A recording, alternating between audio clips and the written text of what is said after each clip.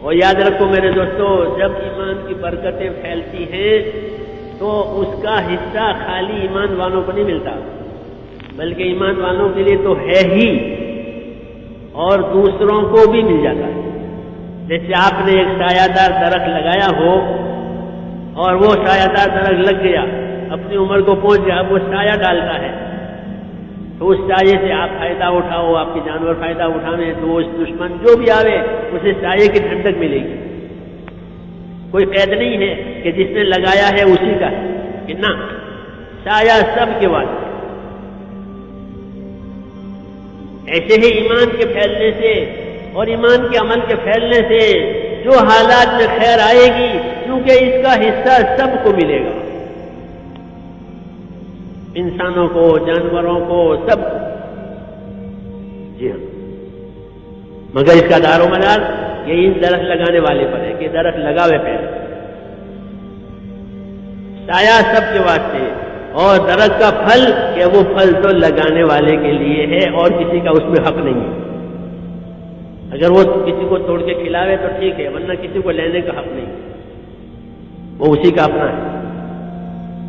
ایمان کا جو میرے دوستوں نتیجہ آئے گا وہ تو اس کے لیے ہے، لیکن ایمان سے جو برکات پھیلے گی زمین پر، اس کا حصہ انسانوں کو، جانوروں کو، سب کو ملے گا، کیونکہ وہ برکت کے طور پر دیا گیا۔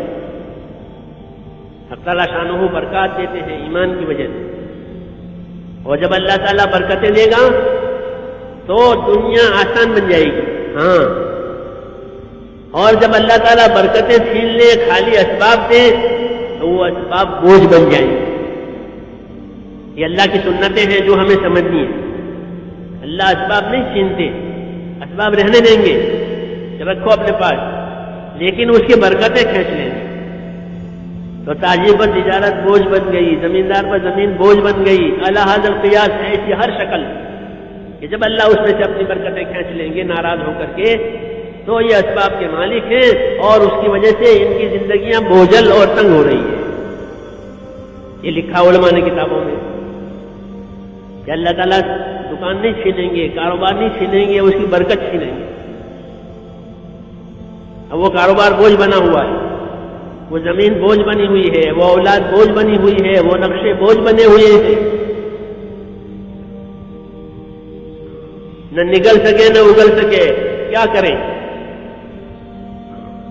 اور دیں گے خوب لو، اور تعلق نہیں ہے اللہ کا، اور اللہ کو بھی تعلق نہیں ہے، تو اللہ بعض دفعہ بڑھا دیتے ہیں کہ لیتے رہو لیتے رہو۔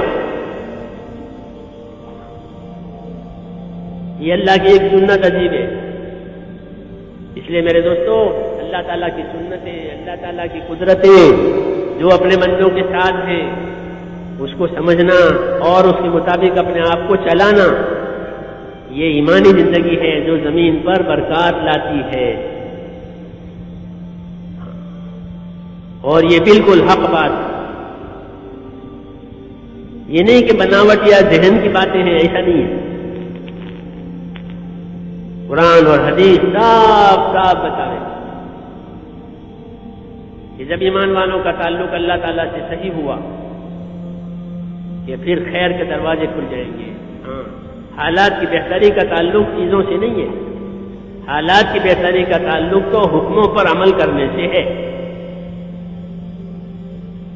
اس لیے حکموں پر عمل کرنے کی تاثیریں بتائیے، حدیثیں پڑھیں گے تفصیل سے تو یہ بات بتائی جائے گی کہ ایک ایک عمل اپنے اندر تاثیر رکھتا ہے،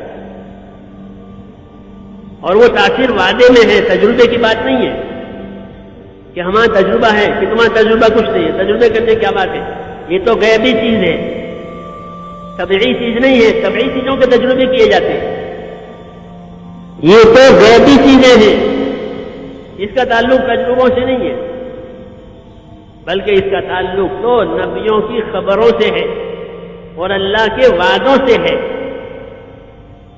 کہ ایمان پر عزت دیں گے، اللہ تعالیٰ ایمان پر عزت دیں گے کہ اگر ایمان صحیح معنی میں پیدا ہو گیا زندگی میں کہ اللہ پاک اس ایمان سے انہیں عزت دیں گے۔ ایمان کی تاثیر ہے عزت کا ملنا، اور ایمان بگڑ گیا کہ پھر ذلت آ گئی۔ عزت کا تعلق چیزوں سے نہیں ہے، عزت کا تعلق عہدوں سے نہیں ہے، مرتبوں سے نہیں ہے، ایمان سے۔ جو لوگ ایمان کی حقیقت کو سمجھے وہ سمجھے کہ عزت کا تعلق فقط ایمان سے ہے، یہ وعدے کی وجہ سے، چیزوں کی وجہ سے عزت نہیں ہوتی، وہ تو عزت کی صورت ہوتی ہے۔ جب وہ چیز ہٹ جاتی ہے تو عزت بھی ختم ہو جاتی ہے۔ کہ پھر لوگ پہلے سلام کرتے تھے، کیوں کہ وہ فلاں مرتبہ پر تھے، اب کیا اب نہیں ہے، اب کچھ نہیں، تو وہ تھی نہیں سرے سے، وہ خیالی بات ہے۔ عزت کا تعلق ایمان سے ہے۔ اللہ نے بتایا کہ جب ایمان قائم ہوا تو پھر ہم عزت دیں گے۔ اور عزت کا کیا مطلب ہے؟ لوگ سلام کریں گے کہ نہ، یہ مطلب نہیں ہے، یہ مطلب نہیں ہے کہ لوگ ہم کو سلام کریں، ہم لوگوں کو سلام کریں گے کیونکہ ہمارے یہاں سلام سنت ہے۔ بلکہ عزت کا مطلب یہ ہے کہ زندگی گزارنے کے جو طریقے ہم کو دیے گئے ہیں، لوگ وہ طریقے ہم سے لیں گے، ہم سے سیکھیں گے، ہاں، اور ہم اس کو پھیلاویں گے، لوگ اپنی کامیابی سمجھ کر کے وہ طریقے ہم سے لیں گے۔ یہ ہے عزت کی بات، سلام کرنا نہیں۔ سلام تو معاشرے کا ایک عمل ہے، سنت ہے، وہ تو ہر حال میں ہو، چھوٹا بڑے کو سنت سلام کرے، اور گزرتا ہوا بیٹھے کو سنت سلام کرے، اور سوار جو ہے وہ پیادے کو سلام کرے، بغیر تو طریقے بتائیں۔ لیکن عزت کا اصل مفہوم میرے دوستوں یہ ہے کہ جب ایمان والا اپنے ایمان کے ذریعے سے عزت پائے گا تو جو ایمانی زندگی وہ دنیا میں گزار رہا ہے اور پھیلا رہا ہے، لوگ اسے اپنی کامیابی سمجھ کر لے لیں گے اور اپنی غلط زندگیوں کو چھوڑ لیں گے۔ یہ ہے عزت کہ جو باطل تھا وہ اس کے حق کی وجہ سے ختم ہوا، اور اس وجہ سے نہیں کہ زبردستی ہوئی، بلکہ لوگوں نے اپنے غلط کو، اپنے باطل کو جو ہے کامیابی سمجھ کر کے چھوڑ دیا کہ اس میں کامیابی نہیں ہے، حق بات میں کامیابی ہے۔ اس کا نام عزت ہے۔ اور ذلت یہ نہیں کہ آدمی غریب ہو گیا، اس کے کپڑے پرانے ہیں، اس کا مکان چھوٹا ہے، یہ ذلت نہیں ہے۔ ذلت یہ ہے کہ باطل کے غلط طریقے ہمیں اپنانے پڑیں گے، ہمیں چلنا پڑے گا اس میں۔